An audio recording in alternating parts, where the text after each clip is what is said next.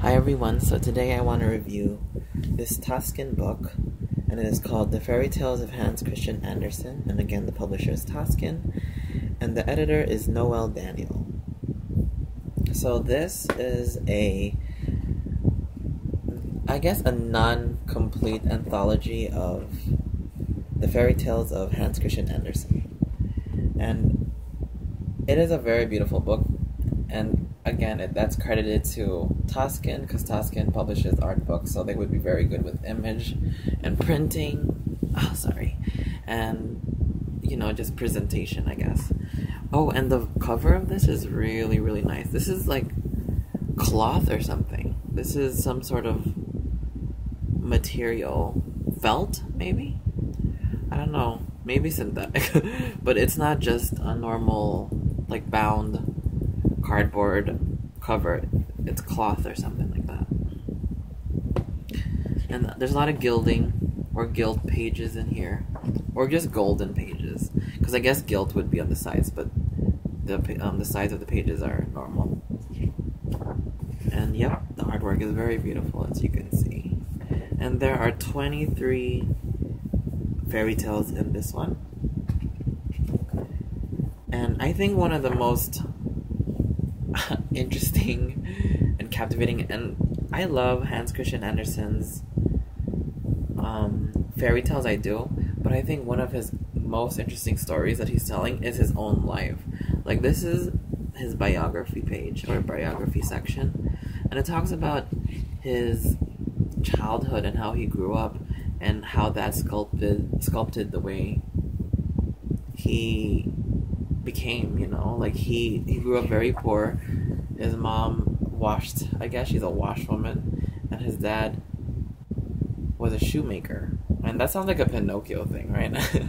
But his story sounds like a fairy tale as well, because he grew up poor, and then he became this very well-known author of kids' tales, and he, in his own right, became royalty. Who else besides the Brothers Grimm really is known for fairy tales? You know what I mean? Like, he is pretty much, or he has pretty much made history as a fairy tale teller.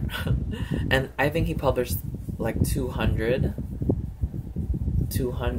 fairy tales, and only 7 of those are not his own. The rest are his original work. But yeah, so he's worldwide known, and yeah. So, yes, beautiful pages. Look at that. It's just so pretty. The Princess and the Pea. The Nightingale. And the Nightingale has a lot to do with his unrequited love. He apparently... I love his story, so this review is going to talk about his story and just like a flip through of this book. So, oh, and, I learned the term flip through from another YouTuber. He's actually, I'm actually subscribed to him. His name is Raymond Yap, and I know it's like a basic term, but it hasn't occurred, I don't know, it just occurred to me that's what I should be calling things, or videos that I flip through, whether it's tarot or books. So from now on, I'm going to use the word flip through for my videos.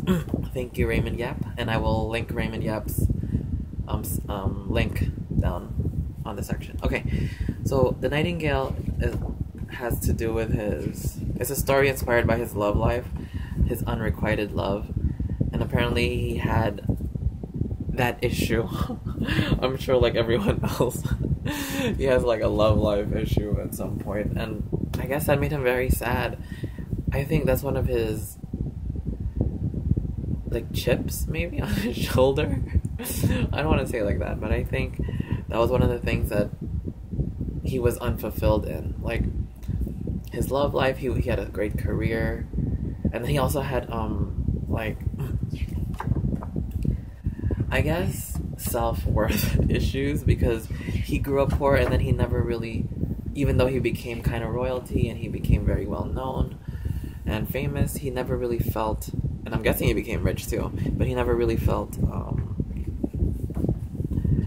he belonged. But yeah.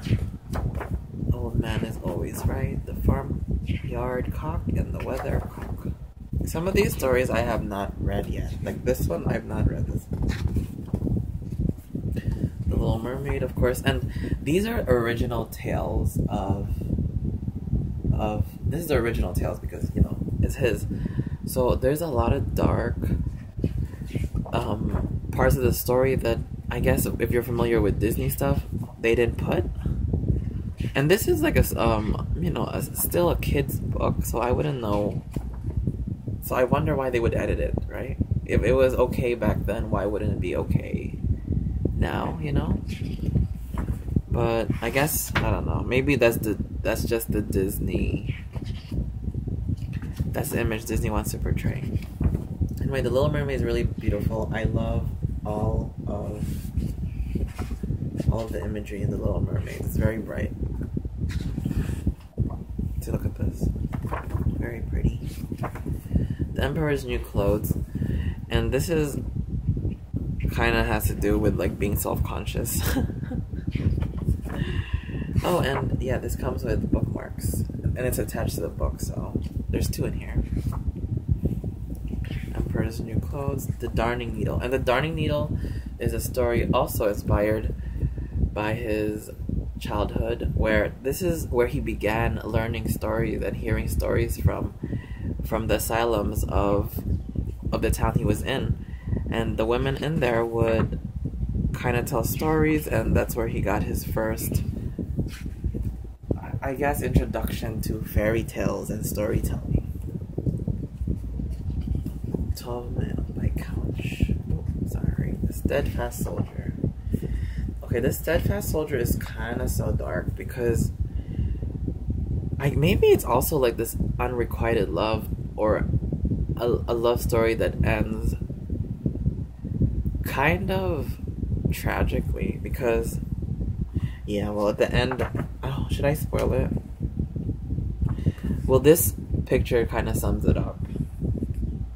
So, it's it's a love story, and there definitely is love, but you can imagine what this picture is illustrating. But anyway, the Snow Queen. The Snow Queen's really famous, isn't it? Like, I watch this during the holiday season all the time. All the damn time. The Snow Queen. Very dark, too. Look at that. So yeah, I love The Snow Queen. It's a good story. Really good story. It's one of my favorite ones in here, and it's really long. Like Little Mermaid and The Snow Queen are the longest stories in here. The Flea and the Professor. Thumbelina. Thumbelina is cute. It's a cute story. I remember this one growing up. It's like one of the first kind of fairy tales I've heard of, because she's so tiny. She's so tiny. Thumbelina, smaller than my thumb. The song goes something like that. Thumbelina, smaller than my thumb. The Sweethearts. Oh, again. Oh, Shut Eye. I love this. I just love this. Old Shut Eye.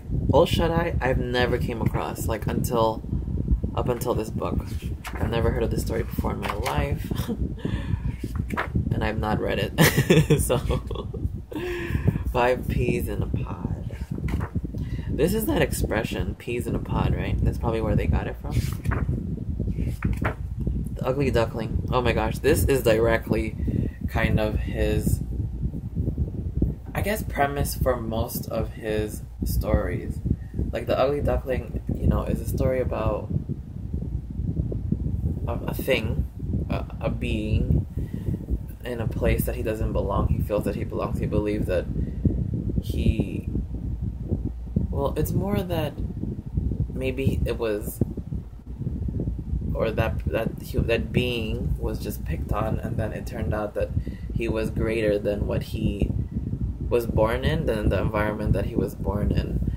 So, though Hans Christian Andersen was poor and he grew up in that community and in that, you know, poverty, he became royalty. He was better than his environment, and I think that's probably him. This is probably his life.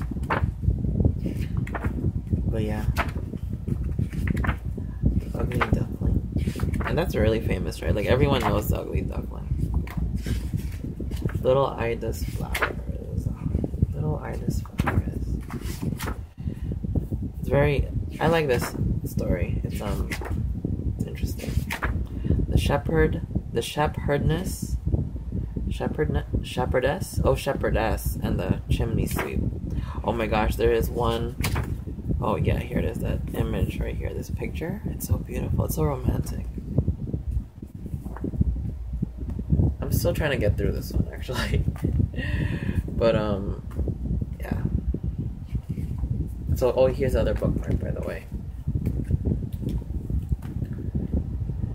I'm gonna finish that story soon. The flying trunk. The flying trunk. I've not read this. The Little Match Girl. Oh, this one is. It's quite sad. The Tinderbox.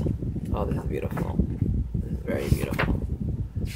Tinderbox. Tinderbox. Oh my gosh. So I'm gonna try to rush through this. The pen and inkstand. Oh yeah, we're done. Okay.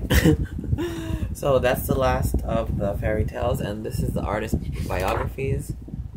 And I'm glad they credited the artist. Who is this? Little Mermaid? Yeah, the Little Mermaid. Oh, that's who drew. Oh, that's whoever drew that. Kane Nielsen. Very cool. Oh my gosh, this is beautiful. Oh, very nice. Okay, guys, so I'm guessing we're done here. Oh, wait. Oh, that's really beautiful. Look at that. Oh, wow, there's a lot of artists involved in this project. Really nice. Oh, that's pretty too. And this is the back of the book. Isn't that, what is this? The Emperor's New Clothes. That's sad. And this is like inlaid because there's a dip in here, and this is, you can feel it. You can feel this etching right here. So it's really beautiful. The book is really beautiful, and it comes with bookmarks and all of that. So I do recommend this book. I guess it's a collector's type of edition, or a collector, yeah, because I can't imagine, I don't know, like I feel like this is so beautiful that I wouldn't really just toss it around. It's something kind of like to be treasured because it's so well made and just so beautiful, and you don't want to kind of harm the pages, you know. But anyway, I do recommend this book. It's very beautiful. I love Taschen, and I will have a lot more Taschen reviews. Okay guys, thank you for watching, and take care.